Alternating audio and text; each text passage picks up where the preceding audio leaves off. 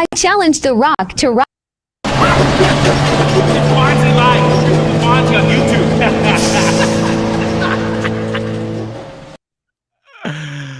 Oh, man. I used to have a pair of those. I kid you not. But that was future footage of Army Chris there, actually, who's our guest producer tonight. We got it from the future. Don't ask how. You don't need answers to questions. Don't ask questions you don't need answers to. All right. Pretty funny video, though. Guys having a great time in those Heelys, wasn't he? Welcome to the show. It's Bondzee Live, Trippin With Bondzee on YouTube, Facebook, Twitter, Twitch, the whole 9 yards. My guest producer tonight is aforementioned just a minute ago, Army Chris. Thanks for doing this. Welcome to the show. No worries, buddy. He's focused. He's so focused. What are we looking at here? You and me. Are you hitting print? He's a beauty. He's got this down pat, I tell you. Listen, it's going to be a great show tonight. It's episode 225. Tonight we got a great show. We got two guests. We only have one, but tonight sometimes you can't get any, and tonight we got two. And listen, there's a special reason why. First of all, we're going to speak to Amanda Booth. Who's Amanda Booth, you ask? I'm glad you asked. I think you remember, though, because she's the Semen jewelry lady, okay? She's going to join us. She's from Brantford, Ontario, just up the street. Listen, she's got a fantastic business going, and we got so many questions. I got so many questions. We'll get the answers from Amanda. I can't wait to talk to her. And then, of course, we've got special guest, Canadian actor Jesse Camacho. Really looking forward to speaking with him. His latest movie, there he is right there. What a champ. That was at the premiere of his latest movie that just came out. It's called Bandits. It takes place on Christmas Eve. You're going to absolutely love it. We're going to play the trailer for you coming up here in a bit. I highly recommend you go check out the movie, and really looking forward to talking to Jesse. All right. Listen, speaking of guests, thank you so much, guys. That interview on Tuesday with Chris Koster is probably one of the best feedbacks I've ever gotten about a guest, and everybody was super thankful, said it was a great interview. They really enjoyed it from beginning to end, and I'm really glad you guys liked it. When I cut it yesterday and took just the video out of the whole show, I was shocked to see that it was 46 minutes long that we did with Chris Koster. So huge thanks to him, and that was super gracious of him to give us 46 minutes. I really didn't know it was that long, to be honest with you. I sort of lost track, and he never seemed bothered or fazed by me just hitting him with a barrage of questions time after time. So, I just kept it going, and then, I knew it was getting up there. So anyways, 46 minutes. Awesome. And again, thanks so much for the feedback. And I'm looking forward to some more great interviews with some great musicians coming up over the next few months. It's going to be great. All right. The show is brought to you by, let's get the sponsors out of the way. Shakespeare's Fine Dining, everybody. When you are in Hamilton, Ontario, or if you're somewhere around there and you're maybe even an hour away, I highly recommend you make the drive. A lot of famous people do. They come from Toronto. They go to Shakespeare's Fine Dining. They've been around 50 years. The old man opened it. He's still there cooking. The best steaks, the best scallops, the best lobster, anything. The service is to die for as well. 905-528-0689. Please call and make a reservation, or check them out at www.shakespeares.ca. All right. Show's also brought to you by Above Your Service. Love these guys. Excuse me. Oh, almost choked on my own phlegmage. Above Your Service, a not-for-profit organization that is veteran-based, caters to the healing and wellness of others, folks. It's super important. There's so many people struggling these days. Make sure you go check them out. It's an amazing company run by a former Canadian vet, Bryce Hooper. I love this guy. He really is dedicated to helping people. He's out there every day doing what he can. Look at him go there. Okay, go to Facebook, subscribe to Above Your Service, and donate some money if you can. Help out. Maybe if you're in the area, volunteer your time. That'd be great. Okay. I mentioned last show that I got something going on that could be life-changing for me. Excuse me. And, I sort of teased it. And Stone 1A got mad at me, Positive Mike there, because why would you even say anything? Because it's a teaser, right? That's what we do in this sort of game. It wants you, wanting for more. Anyways, I signed up today for something on Monday that will determine whether we move forward or we say, nah, that's just not for me. I'm super stoked. Also, I got permission from the owner of this place that I am allowed to document the whole thing. So, if I'm going to document the on Monday what I'm going to do. If it all works out and we move on, I will document the entire process, which will be quite the process. But something that I really think I'm pretty sure it's going to happen. But I just need to do one thing to make sure. I'm really excited. I haven't been this giddy about something in a long time. And no, it's not shooting porn, you filthy animals. Though I would give that a shot if the Do Re Mi was right. I shouldn't say that because old Sarge might be watching. Gregory Scott, you better not be doing that filthy job, that pornography. I don't know why anybody's got to watch that rubbish. I know, Ma. I know. I never ever watch it. All right. You'd be a good stunt cock. Hey, listen, I think I would be good at anything on the set. Yeah, you know what? I hate to brag, but I'm pretty good. Anyways, enough of my porn talk. Listen, if this goes down, it's going down right away. I will take a quick vacation. I'm going to shoot down to Nicaragua. Say hello to some people. Just take a little breather, and then we'll come back and we'll be jumping into possibly a new career. Right off the hop skis, and it's exciting. It really is. So I can't wait to share the news with you and the video on Tuesday night. Don't you dare miss that news. Thanks to everybody for tuning in. Whatever. Anyways, it's funny how this has all worked out. It's something that the seeds have been planted for the last little while now, and a couple of years, I would say, and I never really paid attention to it, never really thought about it, never really noticed until recently, where it was just like, whammo. It's just like, ta-da. Anyways, it'll all make sense on Tuesday when I tell you what it is and if I'm doing it. All right. Awesome. Okay. Last show, I also talked about this lady, this poor lady, Mrs. Watson, Lucy Watson. She's sitting there on Facebook, go scrolling through, and an ad pops up for a local restaurant, Indian restaurant. In this video, right off the bat, there's her fucking husband and her son sitting at a table, plain view, right off the bat of the video. There it is, right there. It's the very beginning of the video. You can't miss them. He's clear as day. She's like, holy shit, that's my husband and my son. So at first she's like, well, that's got to be an old video, right? So just to recap the story real quick for those that weren't listening Monday or watching. He's sitting there plain as day. The lady sees him. She's like, holy shit, that's my husband. She calls the restaurant and was like, yo, that new promo video, when was that shot? And they're like, last week. And she's like, well, that's impossible because my husband and son are in that video and my husband's been dead for 9 years. The restaurant's like, sorry, ma'am, I don't know what to tell you. It was shot a week ago. It's brand new. Anyways, it carries on. I thought maybe the guy pulled a fucking see you later, Lucy Watson, Nightmare Central wife, maybe, and he just had fucking enough. Faked his own death, maybe pissed off. But then why would he come back? You know, I was thinking, well, like, why would he come back and risk getting caught in his hometown where he supposedly died 9 years ago? Then I thought, well, ghost, right? Who knows? And we left it at that because we didn't know. Anyways, news story, breaking news. The lady just was like insistent with the restaurant. And she's like, it's bullshit. It's a bullshit video. It was filmed a long time ago. They just wanted the restaurant's dead now. It's never that busy. It's in her neighborhood, so she would know. And she said it's dead. And they're faking that video to make it look like it's busy now to draw people in, make it like it's popular. Anyways, the restaurant insists that she's full of shit because they have brand new furniture after 9 years since Buddy was supposedly in that video, and since he died. They got new furniture, brand new tables, new carpet, new surroundings, everything. So, anyways, then the son comes forward. The mom and son hadn't spoken since the dad died because stepson. And anyways, the stepson said, that was not fucking me. I was not there a week ago with my dad, who's been dead for 9 years. So what the fuck is going on? Back to the original question. How'd that guy end up in a video that was shot a week or two ago when he died 9 years ago?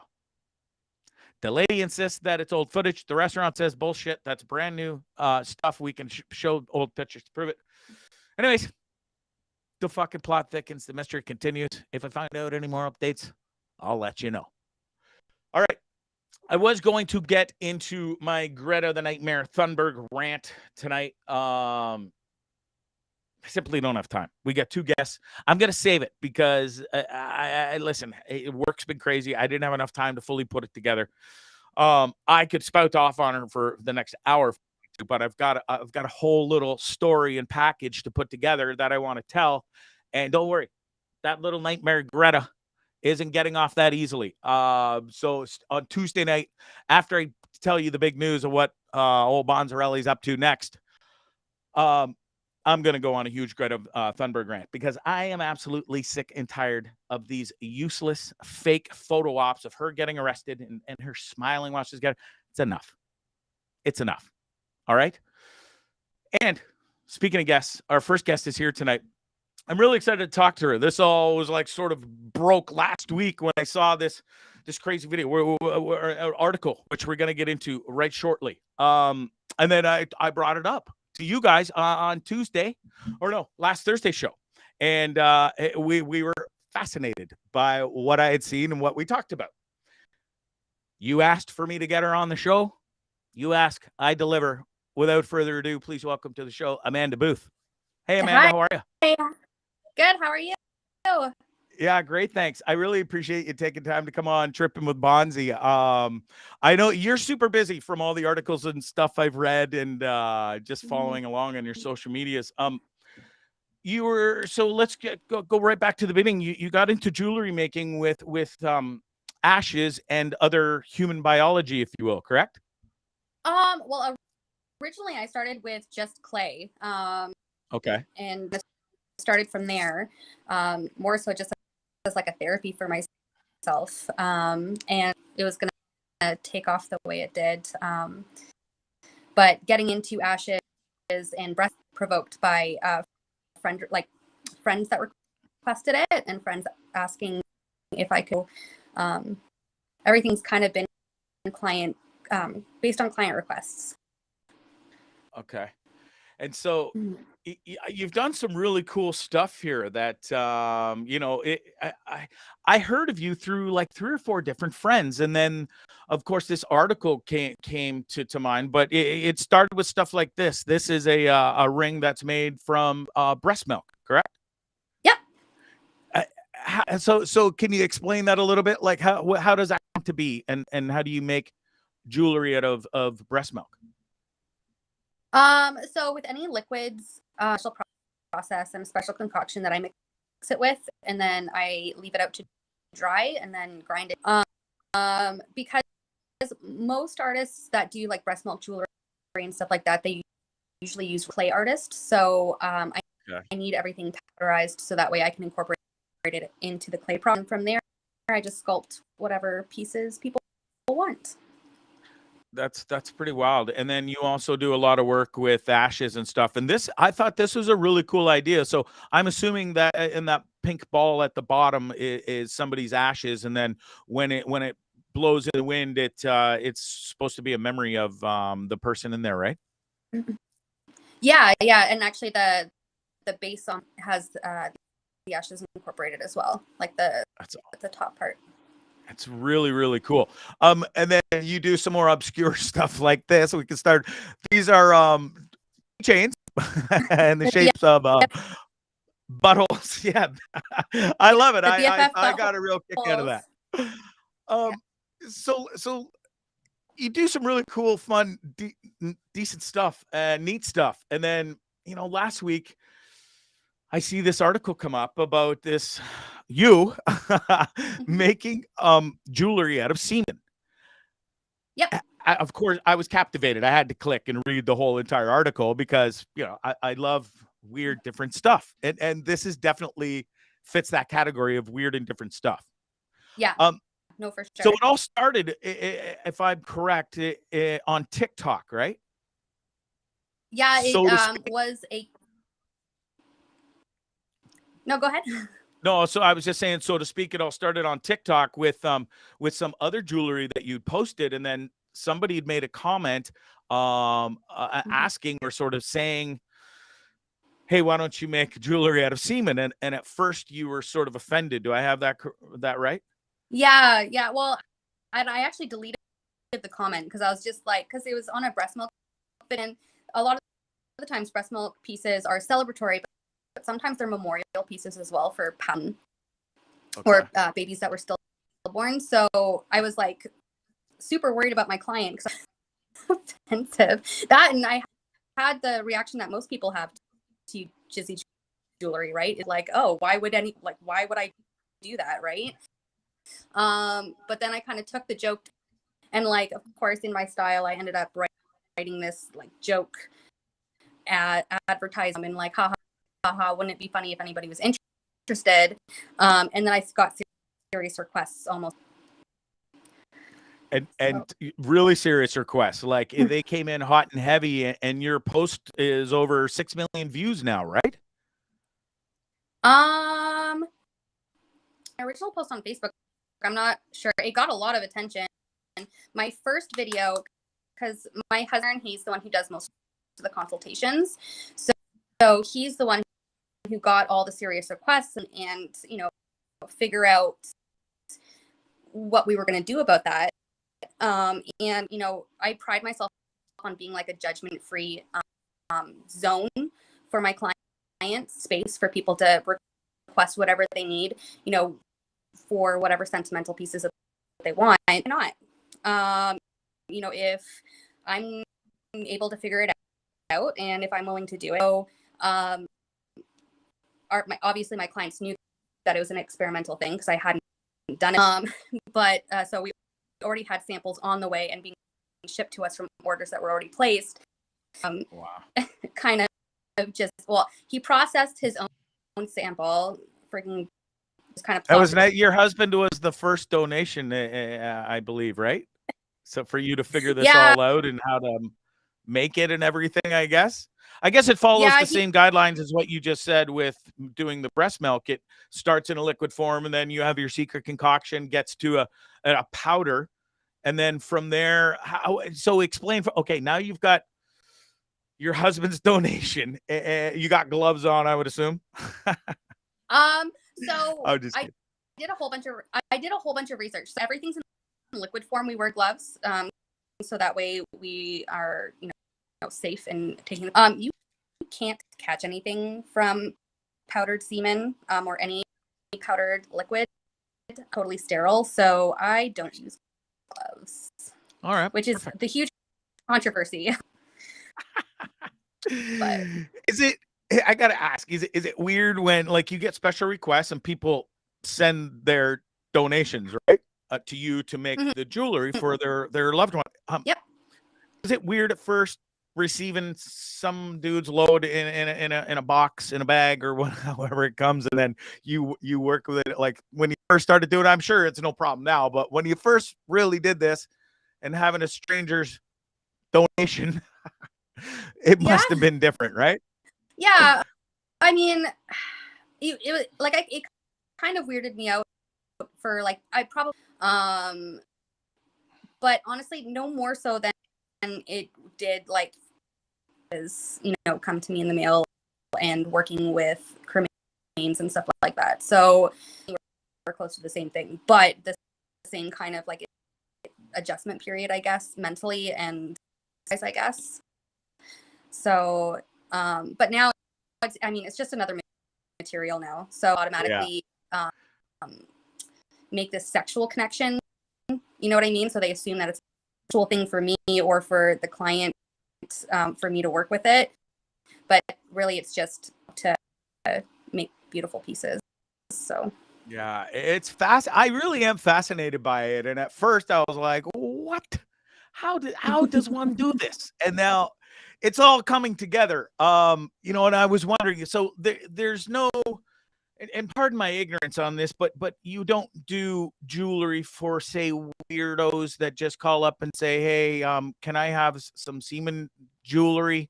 But they don't really have they like say it's a female, it's maybe a little loose, screws loose. You don't have like backup loads that you would just make jewelry for strangers? No? No, although I've gotten plenty of offers from men. I bet. No, we everybody has to send in their own samples, and we do actually mail samples as well. But yeah, everybody has to provide their own to get their own pieces. Nobody's getting any random people's stuff. It's one of those things like working in a fertility clinic. You don't really want to mix up the samples and the name, do you? Yeah, no. Pretty funny. Anyways, yeah, I'm really fascinated. I was going to ask you a question. I'm going to let it go because you sort of answered it, but I really am fascinated. You do have over 6 million views on your TikTok video, which really helped this sort of take off, and it has led to so many orders and stuff. They're still rolling in like crazy, or how's business going these days? Yeah, no, business has always been hasn't really slowed down much. Although the reset holes, that is something that I didn't anticipate blowing up. Those have been kind of the craze right now, but Jizzy Jewelry is still coming in hot and heavy. My most recent videos with the Jizzy egg, that one's over 8 million views at this point. Jizzy ring that has like 16 million. Well, the last I checked it was like at 16 million views. Those videos just kind of revamp everything every time. Yeah. So, I mean, these are really nice. I mean, you put nice jewelry with and you make it pretty special. I mean, that is, you bring a whole new meaning to an actual pearl necklace. I'm sure you've heard. I'm sure you've heard all the shitty, bad jokes, right? Yeah. Do No. you get inundated a lot on your social medias? Like, I know you get a lot of orders and people take this seriously, but do you have a lot of assholes out there? Oh my gosh. Like, have you taken a look at my comment section? It's horrible. I have a lot of fun trolling the comments. It's kind of like, so I just kind of make fun of being jerk faces in my comment section. Sometimes it's a little hard to take. I mean, I kind of brace myself every time I post a new video of something like that, because I know. Yeah. Wondering which weirdo it's going to bring out of the weeds next, right? Yeah. Do you ever get any weird looks from the mailman or the FedEx guy? No, flippin' nice. He's my favorite person in the world. He's like the biggest sweetheart, and he's absolutely amazing. So he's awesome. These your clients are coming from all over the world, right? Yeah, we have clients. Well, most of our have a lot of Australian clients, UK clients. We've similar to Jizzy Jewelry, we've had orders from France and Austria and well, all over Europe, Australia, New Zealand, and all throughout the States and Canada as well. That's awesome. And never a phone call from customs going, we've got a package here for you. No, customs. So a lot of people, because a lot of post offices don't really know how to handle certain things, and they're so inconsistent, absolutely bonkers.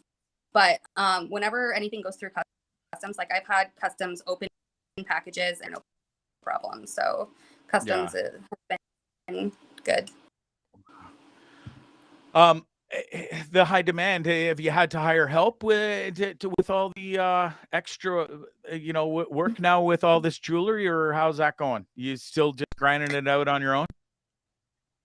I have I have a shipper, receiver, and my husband.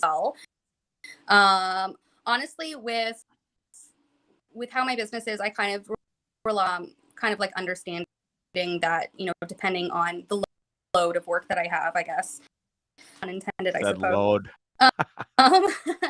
It's going to depend on the weight. So it's very long. I mean, I started my business in March of 2021, and that was like before materials and stuff like that. So the last, almost 2 years has been, my business blew up in November of 2021. So it's only been like a year and a couple months since to handling the extra volume and whatnot. Right.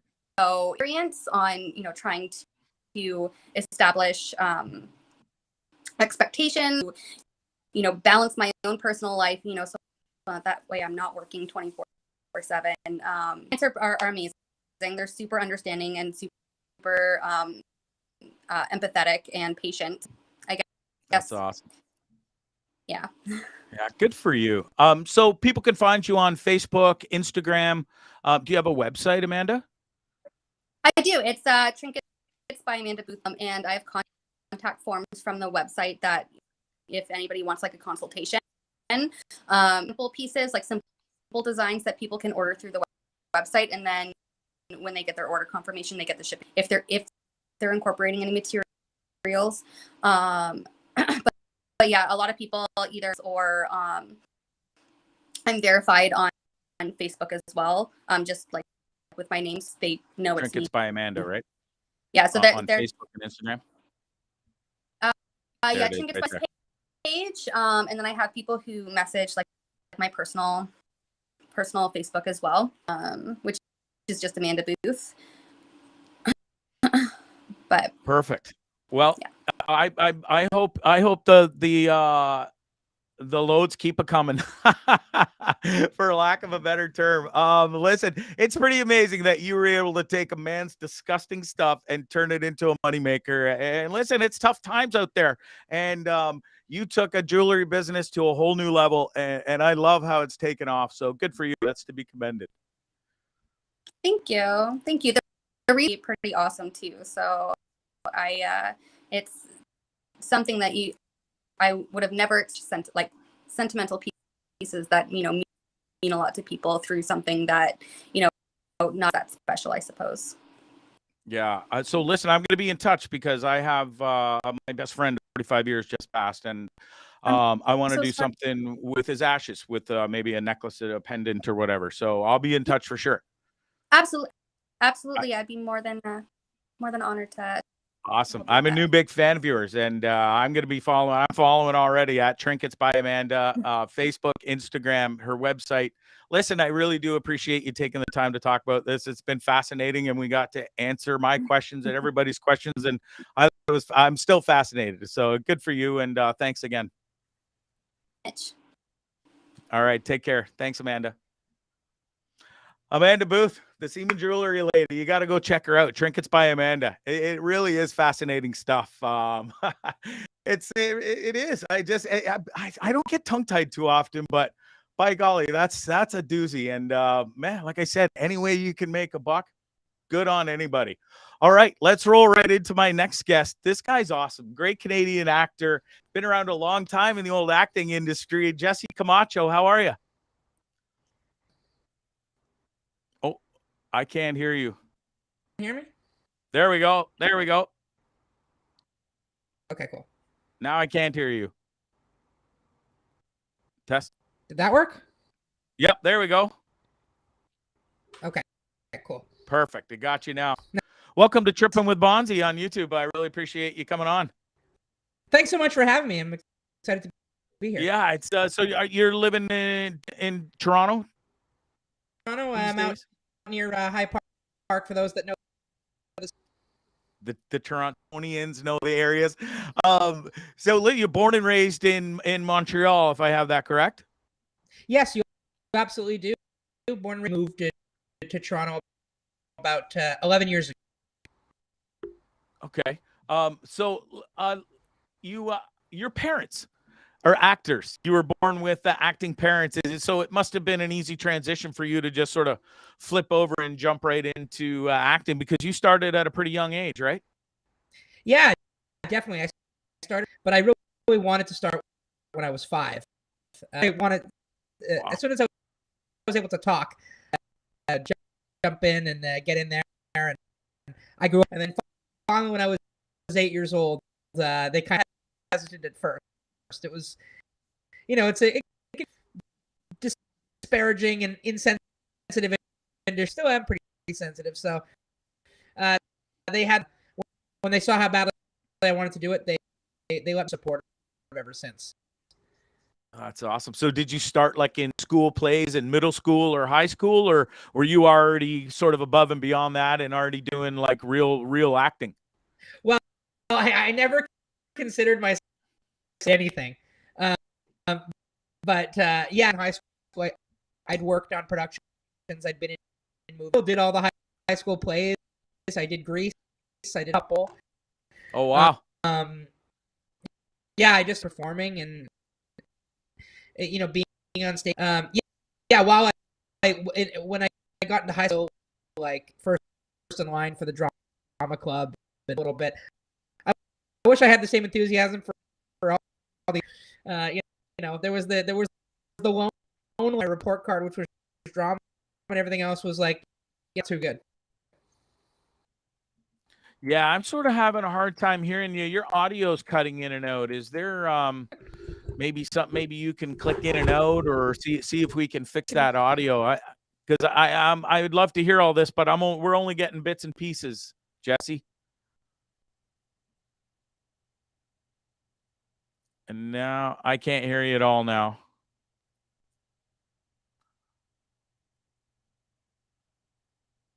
No worries.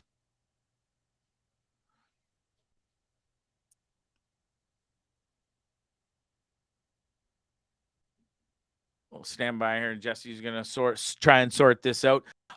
So Jesse was I had the pleasure of meeting Jesse at the premiere for the latest movie that he just filmed called Vandits. That was shot by friends of mine, Stu Stone and Adam Rodness. Fantastic movie. They filmed it out in Winnipeg in the middle of winter. Probably not the smartest of places to go film a movie in the winter, but hey, they did it, and we'll see if Jesse, how's that? Can you hear me now? Is this better? Yes, that is better. Yeah, So I just far. think that my mic was acting up. It's still a little choppy. Do you have full internet bars on your screen, or is it? I do. Yeah, it seems to be working out. Okay, I don't know. Yeah, my network. All right, we'll try and see 10 on 10. Sorry. sort about it that. out here. Yeah, no worries. We'll see if we can get through this. Anyways, do you remember your very first role when you got into acting? Being out in sort of, say, the Hollywood realm of things. Yes, I do remember my first Montreal called Big Wolf on Campus, a werewolf show that was shot in Montreal. That a little kind of walk-on role. I was pretty excited. That was my first gig. Then it was quickly followed by Ending Story, which is kind of if you know those movies, it was a televised I was a version big fan of that went one season. That was a lot of fun too. That must have been. I remember those movies back when I was a kid. The very first one was fascinating. Then number 2, 3, and then so that's pretty cool that you got to be in number 3. And then, if I read somewhere correctly, there was a TV show spinoff a lot later. You were in that as well, right? So no. So I think the reason I'm incorrectly listed as being in the when I was only in the show. Gotcha. It came out when I was like 2 years old. No, I'm not in the third movie. I'm in the television series spinoff. Gotcha. That only went Okay. one season, which was such a drag because it was a good show. Yeah. Huh. That's interesting. Okay. Thanks for clearing that up, because it said No that there worries. was. So I thought there was a TV show, a spinoff of the movie. So good to know. So then you after high school you go to college, but you left there pretty quickly because you got onto a pretty awesome HBO Canada series called Less Than Kind. How was that experience? Probably the greatest experience personally. It's the show that I've done. My character was sort of the central figure. Yeah. An amazing, rewarding opportunity. Right when I started college, or CEGEP as it's called, I was there for film and acting, and so what should I do? He's like, oh, leave. I mean, this is what you're here for. Opportunity, go. Yeah. So yeah, I did a couple months and did the show, which at the time was on. We started, then they canceled us, and then HBO Canada bought us. HBO Canada, but yeah, easily the experience I've had. How old were you when you started there? Because like you said, you were the main character. It was sort of focused around you. As you can see, like you're the main dude in that picture front and center. And then so that must have been a pretty good experience. So how old again were you when you started that one? I booked that show when I was 16. Seasons over like 6 years. We had, I mean, that show, amazing experience on set, but behind the scenes, a bit of a roller coaster. Bought by a different network. We had one of our, during the run, we were canceled and renewed in 6 years. So I booked it when I was 16 and I was 22. Wow. Where was that filmed, Jesse? In Toronto? Winnipeg, Manitoba. Oh, no way. Wow. Yeah. There's a lot of filming that goes on in Winnipeg, and we'll get There's a into lot that. of- You were just there in the dead Yes. of winter. Yes. I was teasing that in between you switching out microphones. Yeah, we'll get to that in a minute. But oh man, that's got to be a tough go filming in Winterpeg, as they rightly call it, eh? Yeah, it was definitely. I mean, you are, and Winnipeg is in a lot of ways my second. The amount of time I spent there, and I love the people. That gem of a city, but Yeah, boy, tough is it cold. winters. Really cold. Tough winter. Yeah. Luckily, Yeah, I've only had to it's very drive cold. through there and stay one night, so I got to experience it once, and Yes. that's all you need, really. Do you still keep in touch with all the old cast from that show, Jesse? I speak to all of them. I'm still Benjamin Arthur, and Brooke Paul, Tyler Johnston. Unfortunately, the two parents have both passed away. Oh wow, that's sad. And Wendell Meldrum, who played my mother, too young, just a year and a half ago. So, but I'm very much still in touch with basically everybody from the show. We can be. I mean, Tyler Johnston. Awesome. He's on Letterkenny now. Oh yeah, what a great show, eh? Love that show. Yeah, so great. Fascinating. What started as little mini YouTube clips to now this, I think 9-10 seasons or something like that. It really is brilliant. And a spinoff with Shorzy. Yeah, another brilliant show, right? They're killing it. Jared Keezo's he's Captain. Yeah, fascinating. I'm so blown away by that show. It really is, because I played hockey my whole life, so I get it, and it just and any Canadian kid should sort of get it, or adult, it doesn't matter. As an actor, I got to ask you, because you've been acting for so long. Have you ever been in kissing scenes or sex scenes and stuff like that? And if so, is it really awkward and hard to prepare for? Yes, I had several on Less Than Paulson and a couple other on one. No, I'm kidding. And then of course, we're gonna get to Bandits. I've got a pretty crazy intimate scene in that movie as well. Right. Yes. Awkward. Yeah, there's nothing shooting a sex scene, I should say. Do you lose sleep over it the night before, Jesse? Is it just like something you're like, oh, I'm so, because it's not all like rainbows and unicorns thinking, oh, I'm all right, I'm in a sex scene, I get to kiss a girl and maybe fondle some titty and stuff. But it's got to be pretty nerve-wracking, because you've got to be like proper actor, but you have to be respectful. It's just got to be weird. I just don't know the feeling, because I've never been in that situation. So it's definitely weird. I would say the very first kiss, I was really nervous, and then the scene on Bandits. But once you become comfortable with the person, that you just take the extra caution to make sure everyone's comfortable. Intimacy coordinators on set that are really there to make. Just said that. Nice. Yeah, exactly. Is it a full? Much more comfortable. Is it a full conversation with the fellow actress, Jesse, before the scene even happens? You just say, hey, so we're going to kiss today, or I have to grab your buttocks or your boobies, Definitely. just Well, clear well, the air, right? And get it out there. And then Yeah, it prepares you up more, I would imagine. I mean, unless than kind, there weren't intimacy coordinators yet. Just talk about it with the director. What are you comfortable with? And we always came across a good thing. But on Bandit, it's a meeting with me, Ivy, the actress that I have, the coordinator, and we stayed there until everyone was comfortable, being like a really funny, awkward experience.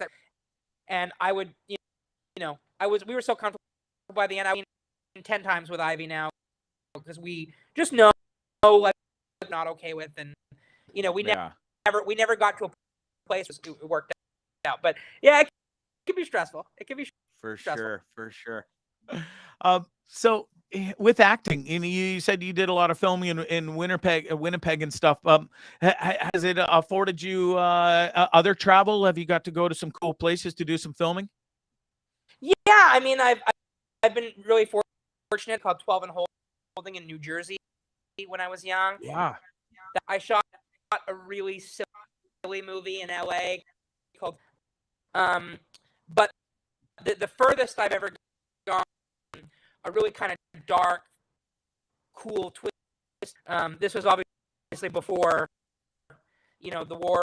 Now, that was about 8 years ago. I shot in Moscow, which was a wonderful experience. But I'm such an anxious person. I just in a fit of anxiety the whole time. But Moscow was but it was really weird, and it was cool that I got to go there. Yeah, for sure. It must be awesome getting to travel the world on somebody else's dime and stuff, just to show up and do some acting and do it the best and be the best, right? That's pretty cool. You won't hear me complaining about it. That's for sure. It's even if you just get to go to a different city, it's nice, and it also helps too because those people become you're together every day. You're in the trenches together. On Bandit. When I was in Winnipeg, I was living with my really added to it. So yeah, I get to travel for work experience. How good at you, or how hard is it for you to memorize lines? Are you good at it? I'm not as good as I used to be. When I was a kid, I was kind of a freak. I could know word for word. Now I have to sit down. But yeah, I wish I don't even know what to call it, but I just was a kid. But now it's a little trickier. But yeah, sometimes when it's pages and pages. Walk me through the process of, say, the Vandits, for instance. You get the script for Vandits, and do you memorize the entire script, or do you go in sections as you're filming it, and so it's more fresh in your memory? Yeah, it's exactly that. Film versus theater, which is in film you only so the night before I'll get home and then just be like, what are we shooting tomorrow? Memorize it, go to bed, and it's like a must memorize things. Yeah. Theater is much harder, obviously. For sure. Wow, wait, that's wild that you can do that from one day, memorize it for the next day. I would need a little more time than that, I would think. All right, we just mentioned Vandits. What a banger of a movie. I really enjoyed it. I had the pleasure of meeting you at the premiere. It really must have been a fun movie to shoot. So how does the script fall into your hands? How do you come across it, or how do you end up in the movie? Yeah, process. I got the audition, and I felt the description. I said, okay, this is it kind of sort of in my wheels by the same company that did Less Than Kind. I felt hopeful about that. I read for Stu Stone, co-writers, and director and executive producer. He didn't like my first audition. I say this all the time. I didn't feel good. Stu will lie, but I don't think they liked me. I knew that. Really? I think that. Yeah, they knew that Ira Levy, who went through production, they're the ones who did Less Than Kind, really liked. And the callback, I got kind of more of an idea talking to the callback, and I did the callback. I said, okay, this time, Stu said in the room, like, yeah, we're going to get you on board. And then I got to read the script. This is just delicious. Like, awesome. Yeah. So was that your first time meeting Stu for that when you went to that audition? It was, eh? Yeah, I think I might have met Adam somewhere before I met Stu. And what a joy. Yeah, they're a couple of characters for sure. I've had them on the show twice, and yeah, I love those guys to death. And so it was when you saw the script too, and you get the part, you must have been thrilled to see the other cast members that you're working with. There's some real beauties in there for sure.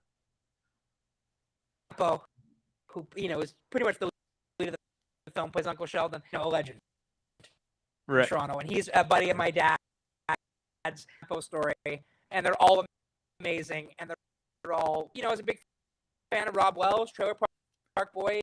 Yeah, yep. Yeah. From, of course. And Jan Arden's in it. Yeah, and Enrico. That's pretty cool. And she's so cool. Jill Smart. So yeah, I bet. Funny, so quick, fantastic.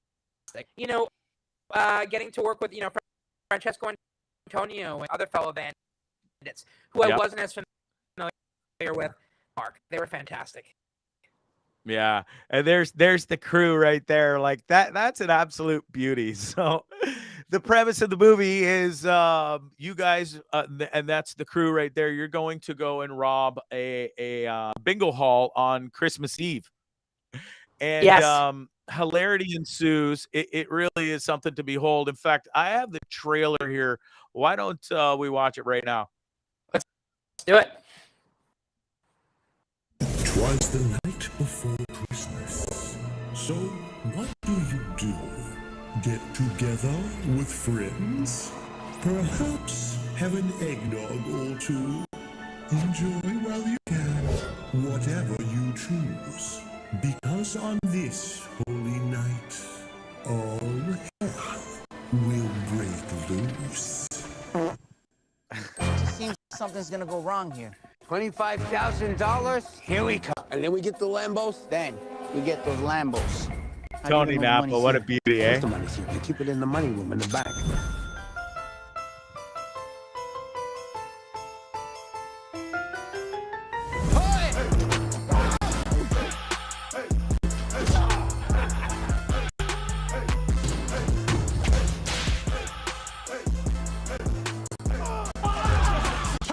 Officer, I love your mustache. Oh, shoot. I gotta touch it. Okay! Duck!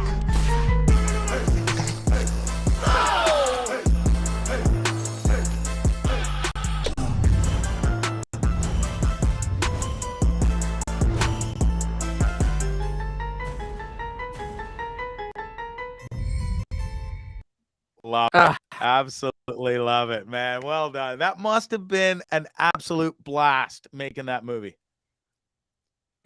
Every day.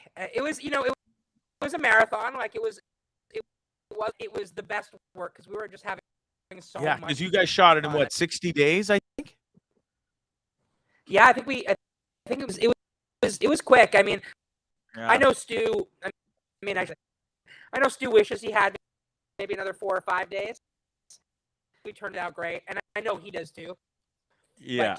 But, but we had so much fun. We laughed so hard. Of like,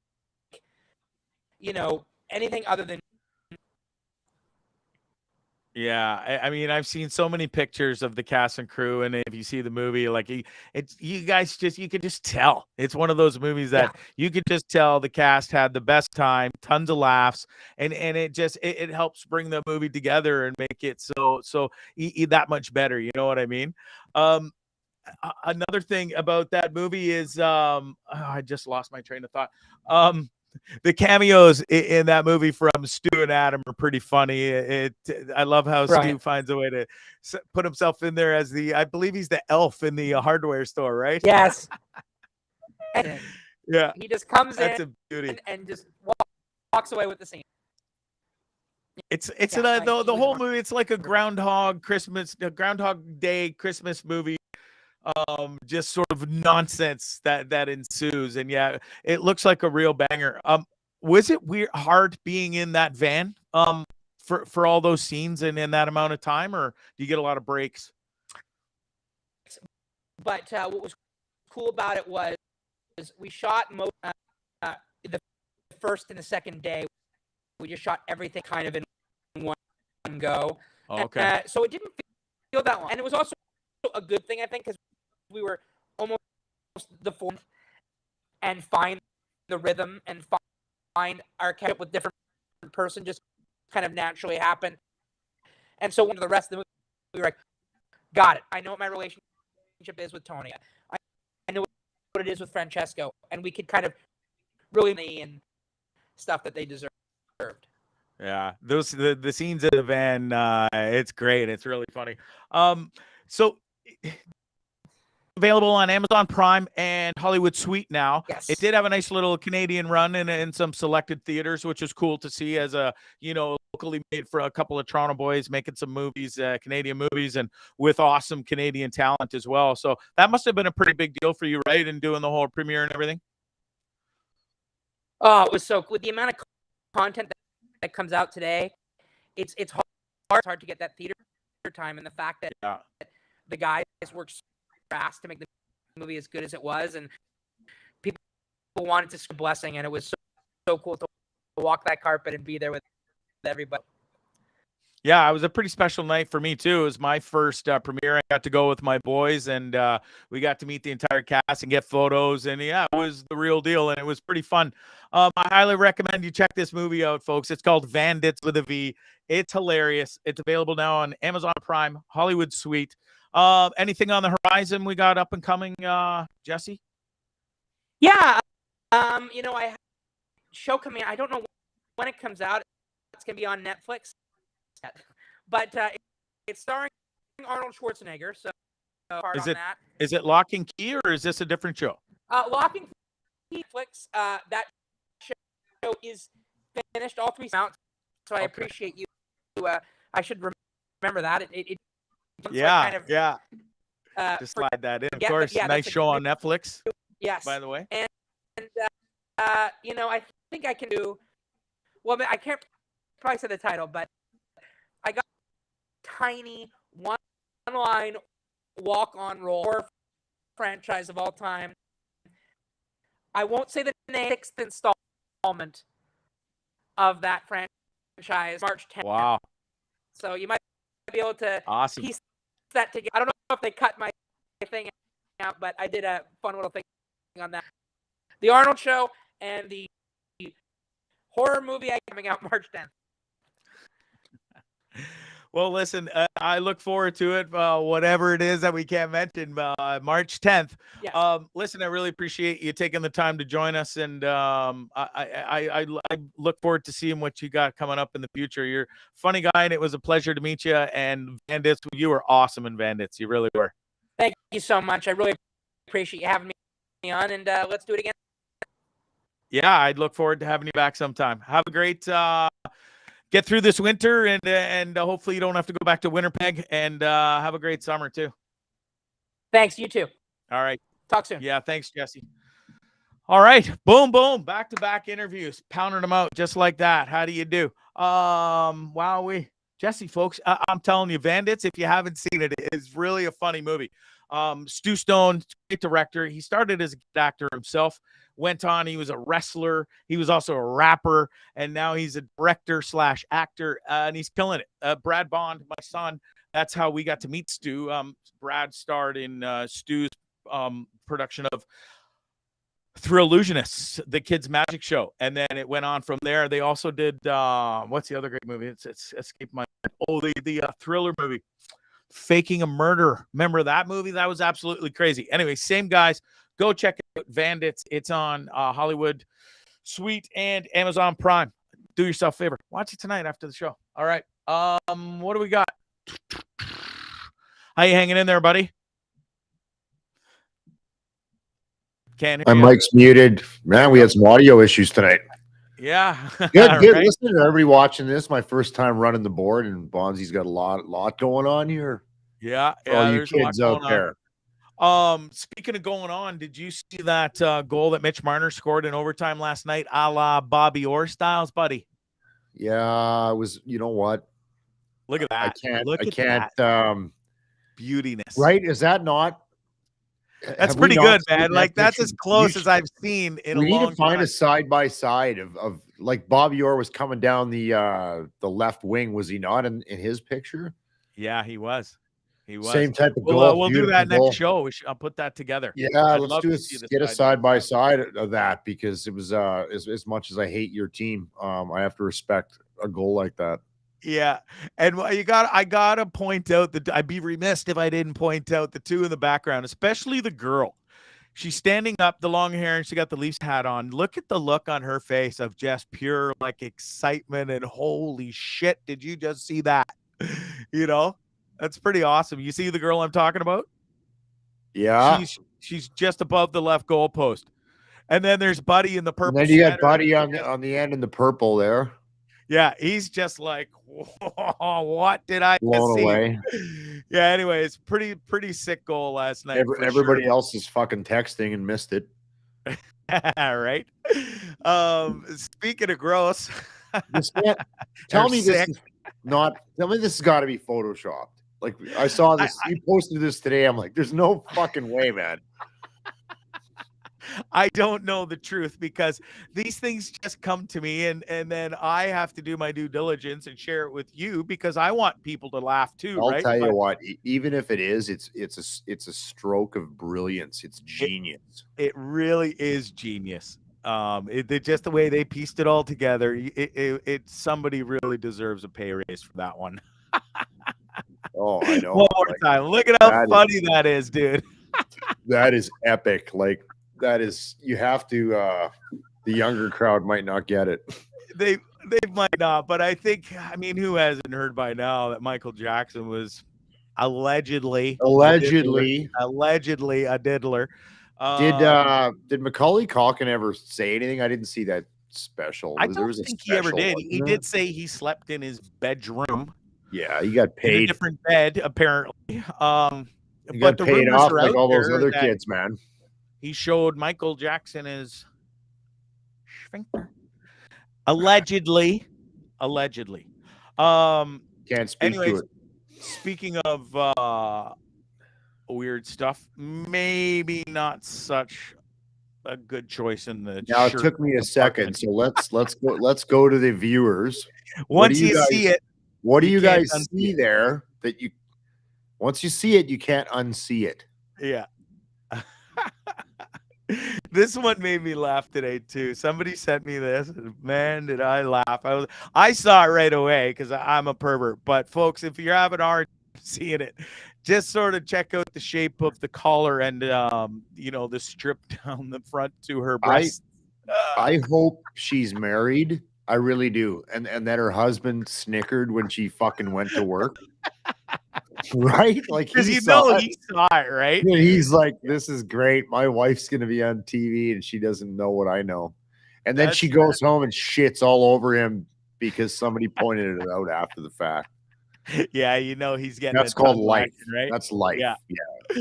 That it sure brings a whole new meaning to a plunging neckline, that's for sure. Oh, and it took me a minute. It honestly took me a minute, but now I can't.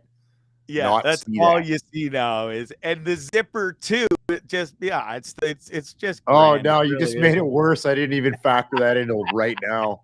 My God. Oh man, yeah, it is what it is. That's awesome. Speaking of sorcery, what the Sam fuck's going on here, bro? I'm trying to figure this out, and I don't know if it's just Photoshop to make us all scratch our heads and go, "What the hell's going on here?" Maybe it's just sort of like that's an easy Photoshop. I'm not gonna lie to do because you got such even even clouds and stuff, but still is pretty funny. If it's not, it's like I don't know. I've seen weirder shit, but that's pretty weird. Yeah, it definitely is. All right, well, you know what? I was gonna skip this, but I'm not, because I love golf. I don't know if you folks out there know the big there's a rift going on between the new golf series, the Live, the Saudi Arabian backed with all their money, versus the PGA Tour, right? Well, Rory McIlroy is a big proponent for the PGA, rah rah, sis boom boff. Rory was subpoenaed on Christmas Eve of all nights by this asshole, Patrick Reed. I just, the sight of him makes me sick. He's probably the most hated golfer on the PGA Tour. And if he wasn't, and maybe some other clown snuck in there and maybe dropped him down a couple notches, he certainly vaulted his way back to the top when you serve somebody on Christmas Eve with a subpoena because of this golf nightmare that's going on. Anyways, that was what, a month and 2 days ago. Yesterday, that's asshat very in the forefront. Patrick Reed going over to try and shake Rory McIlroy's hand at the latest golf tournament. Well, Rory, if you can see there in the white hat, he's knelt down, wants absolutely nothing to do with Patrick Reed. And in fact, he ignored him, as he should. He just got a subpoena by him. Would you be going and shaking somebody's hand, Chris, if they served you with a subpoena a month ago? No, and he wants to come over and shake Christmas hands Eve, really? The audacity of the asshole to even go over. Anyways, he goes over, doesn't get the handshake he wants. Rory ignores him. Good for Rory. As he's walking away, he throws a tee on the ground right in front of Rory. Rory doesn't even flinch, doesn't even think anything about it. Assad here says, since my tees are Team Aces by Liv, I flicked him one. It was kind of a funny shot back, but it was one of those things. If you're going to act like an immature little child, then you might as well be treated like one. What in the fuck is wrong? Who the fuck is this guy? I've never even heard of him. Patrick Reed. He's a pretty good golfer, unfortunately. He's made the Ryder Cup teams. Oh, really? Okay. Maybe I should be paying more attention. It's all about him. Patrick Reed. Yeah. People just don't like him, and they haven't liked him for years. Anyway, is he a Live guy or he's a PGA guy? A couple of times too. PGA guy. Okay. So he flipped over to the Live. He's on. Oh, Live he now. did. Okay. Yes. Okay. Anyways, that's next. Well, that's epic. But we'll get after the practice round today. Max Homa, top of the screen there. Super funny guy on the tour. He's probably the funniest guy on the tour. Has an amazing social media game. He said, he tweets out, I had a nice time on the course today. 5 birdies, a bogey, no subpoenas. Very successful to start the week. That's pretty funny. And then Colin Morikawa chips in, who's pretty funny in his own right. He goes, was so close to throwing a tee at you today, but you're too nice. And Max Homa goes, thank you for sparing me. Anyways, it's funny how these guys are sort of getting in on the fun and stuff. Yeah. And everybody hates Patrick Reed, dude. I can't stress it enough. Do you know what the subpoena was about? Like, I'm not tracking it because Rory McIlroy and Tiger Woods have teamed up to be sort of the leaders of the PGA side. Yeah. So the Live is suing the PGA for not allowing the Live players to jump to play on both tours. Right. So, and then the PGA is countersuing Live for essentially stealing their players or whatever they're countersuing them for. Right. Okay. There's quite the hate between the two sides right now. And it's interesting because they get to play a few in Europe. There's a few on the DP World Tour that these two are allowed to amalgamate on. It's PGA affiliated, but it's the DP World Tour, if you're following me. And then the Masters is an open tournament where the PGA players will be allowed, or the Live guys that jump from the PGA will be allowed to play at the Masters. So they'll all be there again competing. So it's there's a lot of bad blood between some of these guys now that have jumped, and the main guys from the PGA that are like, fuck you for jumping, you defecting fucks. Anyways, get it. They're throwing fucking crazy money at him. But anyway. Yeah, and it all this happened last year, and it just happened to coincide when Netflix happened to be on site and started filming the show, just like they did for the F1 series, which was awesome, right? So that comes out actually, I believe, in less than a month. So fascinated. I can't wait to see that. It's going to be fascinating for sure. All right, bro. I think that's it for tonight. Thanks for the help. Hang on. You got one more. You got one Do I? more. What do Yeah. we got? What do we got? No. Oh, yes. Oh, yeah. You know what I'm talking about. Where's the Mr. Trump? This one. Oh, of course. While we're on the subject of golf, While we're on golf, we could not yeah. pass up Donald Trump and John Daly. Never. So Donald Trump owns this golf course. He's also a member, and he played in senior club championships. Anyways, old Donald, it says here, Donald Trump says he won the senior club championship at his club last week, despite not playing the first round. How the fuck do you do that? Anyways, it goes on to say that Donald had a strong practice round on Thursday. That would count as his day one score, and members arrived on day two to learn that the former president had a 5-shot lead. And the PGA memes guy's killer on this. His only comment is chess, not checkers. Good old Trump face. That guy's got to win at all costs. It doesn't matter. He just has to win. Even if it means cheating, it knows he's going to look like a total loser. But he skipped day one and just took his practice round because it was an awesome score. When you're a megalomaniac that owns golf courses, you can roll that way, I guess. I still would find it rather embarrassing, but he's also driven across greens and stuff too, which is like the biggest faux pas no in all of golf. I mean, even old Sarge upstairs would probably know better than to drive a golf cart across. Would not do that. I mean? Yeah, Gregory for sure. Scott, I absolutely do. I've watched enough golf with you on that telly. Yes, Mom, you sure have. Anyways, one more thing. Last night was the prospects game between the white and the red, the NHL prospects from the OHL guys that are going in the draft this coming June. Anyways, my buddy steps on Colby Barlow there on the left. Look at the size of that kid. 17 years old, Army Chris. Wow. 17. What is he, 6'2"? I think he's listed at 6'2", 215 pounds, 220 pounds. Nice. Second year in the O, is playing for the Owen Sound attack. Absolutely killing it. Made the captaincy in his second year. And he's already got, I believe he's got as many goals now at half as he did all of last year in his second year in the O. So he'll be playing in the World Juniors coming up this coming Christmas now, starting on Boxing Day. So he'll be on that team. Really looking forward to that. And he's touted to go 7th in the draft, like I mentioned a few shows ago. So congrats to him. He scored a goal last night in the prospects game. My buddy was out there with his wife to support him. So that's really cool. I'm looking forward. He's got a hell of a bright future ahead of him. That's for sure. Shout out to Colby Barlow, Owen Sound Attack. Check him out and follow him for sure. All right, buddy. Now that's it. That's all, right? That's it. That's all. What do we want to wrap this up with? What do we got? There's a lot. So we'll wrap this up. First of all, we'll thank Amanda Booth. Make sure you go check her out at Trinkets by Amanda. She's on all the social medias. There she is. Lovely lady. She makes amazing jewelry, and I'm definitely going to get something done with my friend's ashes in a cool necklace or something with a pendant. So looking forward to talking to her. You guys should too. Especially if you got the loved ones out there. If you got boyfriend, girlfriend, listen, get her a nice necklace made with your jizz. Nothing says love more than that. I'm telling you. I'm still trying to process that, but yeah, sure. Why not? I think it would be great. Listen, the next lucky lady that comes into my life is definitely getting a Semen necklace, pearl necklace from me, mister. And not the one you're thinking of. The actual real one, like a nice necklace with a nice jewelry with it. You know what I'm saying?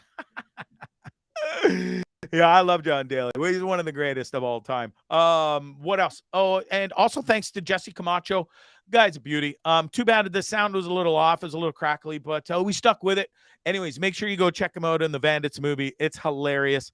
And Lock and Key, the Netflix series that he did. Excuse me. And also, huge thanks to you for jumping in and doing this first time. You did great. A round of applause. And people can find you on your podcast, Mr. Fire for Effect, right? They can. Wednesday nights, 8 p.m. Eastern time, 6 p.m. Mountain time. And yeah, cool. Thanks for having me. I'll try to do better next time, bro. You did just fine. I really appreciate you jumping in and doing this for me. No worries, man. That's it. That's all. Appreciate you. It's Trippin with Bondzee. Bondzee Live on Trippin with Bondzee on YouTube. I will see you on Tuesday with breaking news on what old Bonzarelli just might be up to next in his career of madness in this life. We'll see. I can't wait to tell you all about it. See you Tuesday. Bye.